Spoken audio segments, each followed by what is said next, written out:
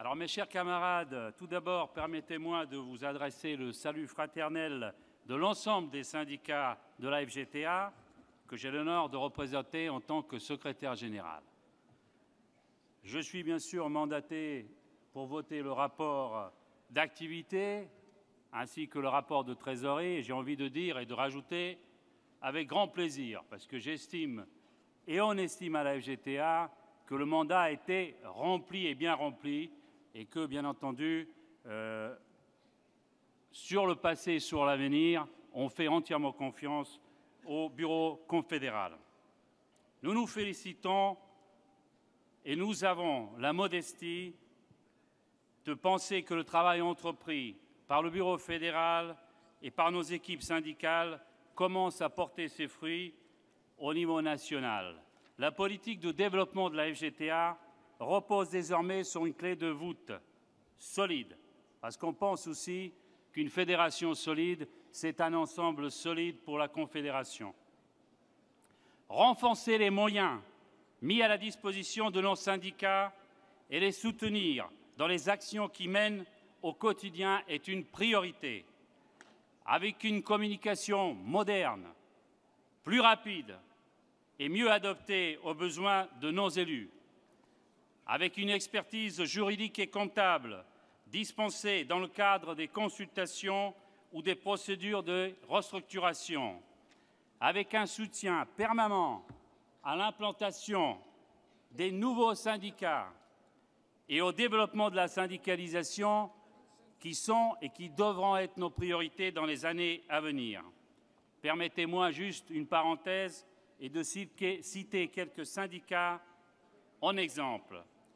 Tous ultra majoritaires, à plus de 50, 60, 70%, que ce soit Carrefour, dans la grande distribution, Buffalo Grill, les chasseurs de l'ONF, les producteurs laitiers, le Club Med, Picard et d'autres, ils méritent qu'on les cite aujourd'hui.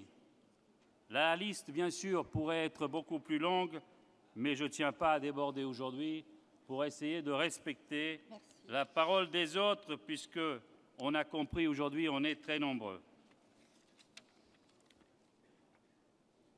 Et je les remercie d'ailleurs, tous nos syndicats, pour les combats quotidiens qu'ils mènent, parce que vous avez tous souligné les problèmes qu'on a tous. Mais qui d'autres que les syndicats les vivent au quotidien? Ces bons résultats, nous les devons aussi au positionnement confédéral, qui nous ouvre la voie dans nombre d'entreprises et de branches. Nous sommes fiers à la FGTA d'appartenir au syndicalisme confédéré et particulièrement à celui de Force ouvrière, dont tu portes, Jean-Claude, haut et fort l'étendard. Merci Jean-Claude d'avoir consolidé avec succès que nous connaissons le chemin ouvert par nos grands anciens, Léon, Robert, André et Marc, et d'avoir ainsi renforcé avec fidélité la grande histoire du syndicalisme libre et indépendant. Nous savons à la FGTA que la vieille maison est à nouveau en ordre de marche pour reprendre avec toi sa place historique de première organisation dans le syndicalisme français. En tout cas, je l'espère.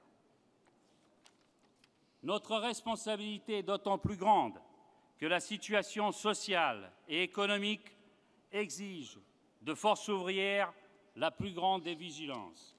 Alors que l'austérité sociale apparaît comme l'horizon indépassable des politiques publiques, malgré les 41 milliards d'euros octroyés unilatéralement par le gouvernement au patronat, le MEDEF, dans sa logique de toujours plus, attend des salariés qu'ils fassent l'aumône pour obtenir des dignes contreparties à leur travail. Eh bien, cela se fera sans la FGTA en tout cas. Non et 3 fois non. Non au CICE comme marché de dupes. Non au pacte de responsabilité comme pacte d'austérité. Non à l'austérité comme solution unique, car nous savons tous où mènent les solutions uniques. Non à l'hypocrisie générale qui consiste à généraliser le travail de dimanche sur la base d'un volontariat auquel personne ne croit. Non à la politique des bas salaires et à l'extension de temps partiel qui mène les salariés de nos secteurs à la précarité.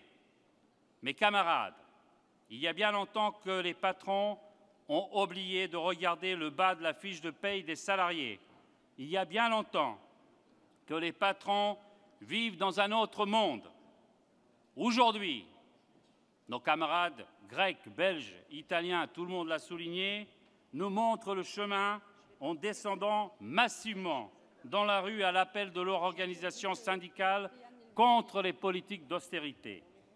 L'action collective est possible et indispensable lorsque l'on veut faire bouger les lignes de la politique d'austérité, qu'elle prenne ses ordres au MEDEF, à Bruxelles ou ailleurs. Chers camarades, je lance au nom de la FGTA un appel solennel qui est une première, je crois, pour nous, en tout cas, dans ce cadre-là, pour donner mandat à notre secrétaire général et au bureau confédéral pour organiser une journée de grève et d'action interprofessionnelle contre toutes ces politiques d'austérité.